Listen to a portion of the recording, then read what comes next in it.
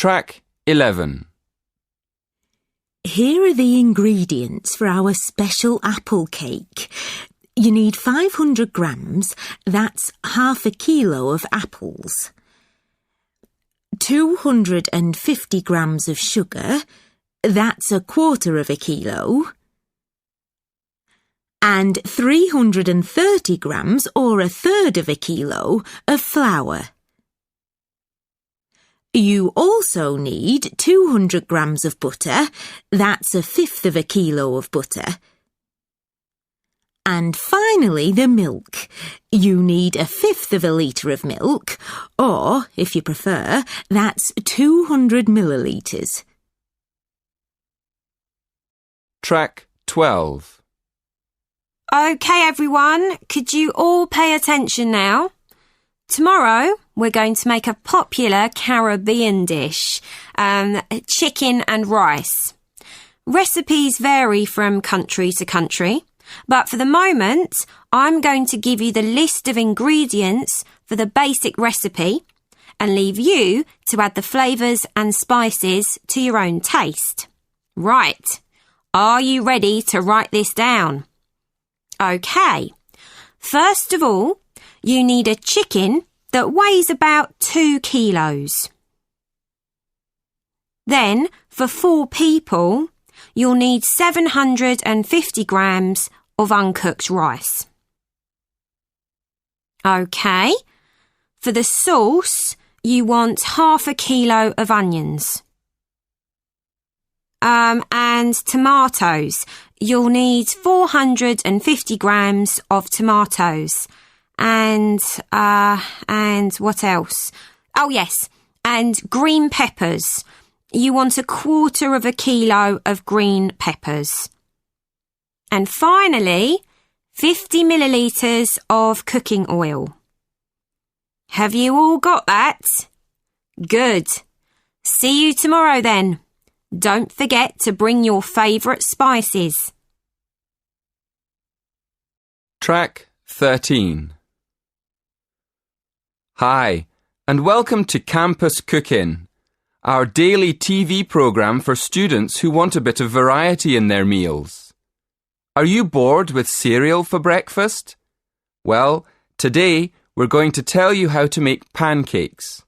They're cheap and quick and very easy to make. You only need flour, milk, sugar, salt, oil, and an egg. The full recipe's on the university website. Just follow the link. So, here we go. Before you start, it's important to have the exact quantities, otherwise your pancakes won't cook properly. So please, first, make sure you weigh everything carefully. Everyone ready? OK. Start by putting the flour, salt and sugar into a large bowl. Next, you whisk the egg, milk and oil in another bowl. Then, slowly add the liquid ingredients to the flour mixture, mixing well until it has a smooth, thick consistency. Make sure you stir all the time. OK. Now we're ready to cook our pancakes. We start by heating the frying pan and greasing it lightly with a little butter. When the butter's melted, we pour a large spoonful of the pancake mixture into the pan and cook it until the edges are brown. At this point, flip the pancake over and cook for a minute or so longer. Finally, put the pancake on a plate and cover it up to keep it warm while you make the next one. When all your pancakes are ready, you can serve them up with syrup or sugar and lemon, or even fruit. Delicious. Happy eating. Track 14. Good morning, everyone. Today we're going to make apple and blackberry crumble, so I hope you've all bought your ingredients. Ready? Now, let's get straight on with cooking. First, you peel the apples and cut them into slices. OK? Don't forget to take the middle out of the apple. Now, put the sliced apples in a pan and cook them with some of the sugar. In about 10 minutes, they should be nice and soft. Right? Now, mix the blackberries and apple together. Make sure that you have about half and half. Put them into the bottom of a baking dish. That's fine. Now, the next thing to do is rub the flour and butter together with your fingers until it's in tiny pieces, like breadcrumbs. Then add the sugar. When it's ready, put the crumble mixture on top of the fruit and bake it all in the oven for 30 minutes. Track 15.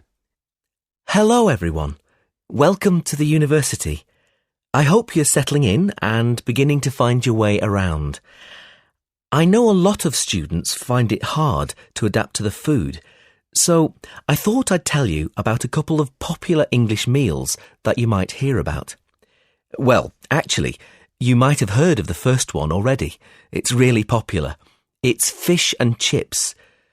Fish and chips are fried in deep fat, so it's actually very greasy and not at all healthy. But it's still very popular, especially on a Friday night. That's when a lot of people get their fish and chips from the fish and chip shop and take them home to eat. Another traditional meal, which is definitely healthier, is Sunday lunch. In England, Sunday lunch is usually some kind of roast meat with vegetables.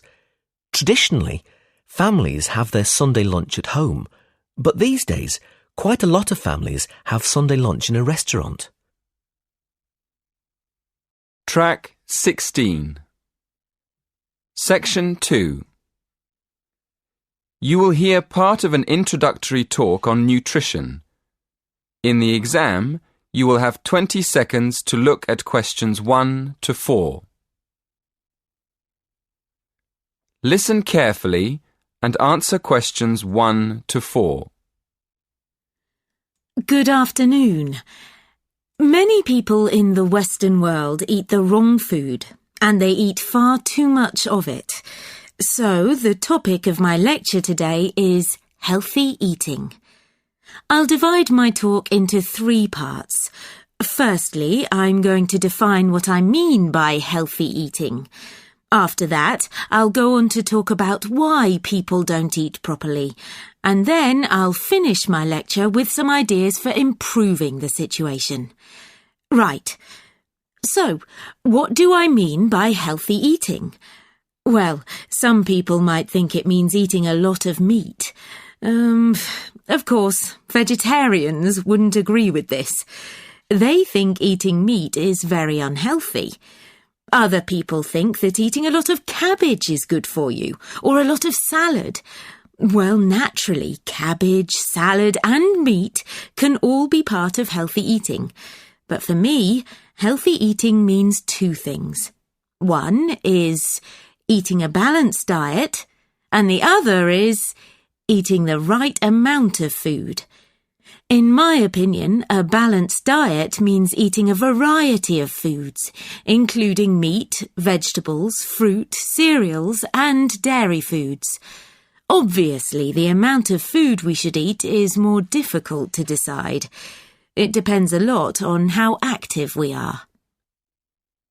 Before you hear the rest of the talk, in the exam you will have 20 seconds to look at questions 5 to 7. Track 17. Now listen and answer questions 5 to 7. Now on to my next point. Why do so many people eat badly? Well, let's look first at having a balanced diet. To have a balanced diet, you have to plan your meals in advance and then buy the right food. And then take time to cook it properly. But these days people are so busy working that they don't have time to go shopping. So they end up buying fast food at the last minute. Another reason people don't eat well nowadays is that it's actually cheaper to buy food already prepared in a packet. So, people who haven't got much money will buy packet food rather than cook something fresh. And a final reason why people don't eat healthily is that they don't know how to. In my opinion, schools don't do nearly enough to educate their pupils in healthy eating habits. In the exam, you will have 20 seconds to look at questions 8 to 10. Track 18. Now listen and answer questions 8 to 10. And now to my third and last point. What can we do to solve the problem? Well, I think it can be solved by three main groups: families, schools, and the government. To start with, parents should make sure their children have a healthy diet. Secondly, a lot of schools have self-service machines where their pupils can buy soft drinks, crisps, sweets and chocolates. I think schools should change what they sell in these machines. Another thing schools can do is make sure that the food they serve in their canteens is fresh and well balanced. And to finish, I'll briefly mention two of the measures I think the government should take to encourage healthy eating. One is to limit advertising unhealthy food, and the other is to spend more money on educating the public about the benefits of a healthy diet. In my next lecture, I'll go into more detail about them. That is the end of section 2. In the exam, you will have half a minute to check your answers. Damn.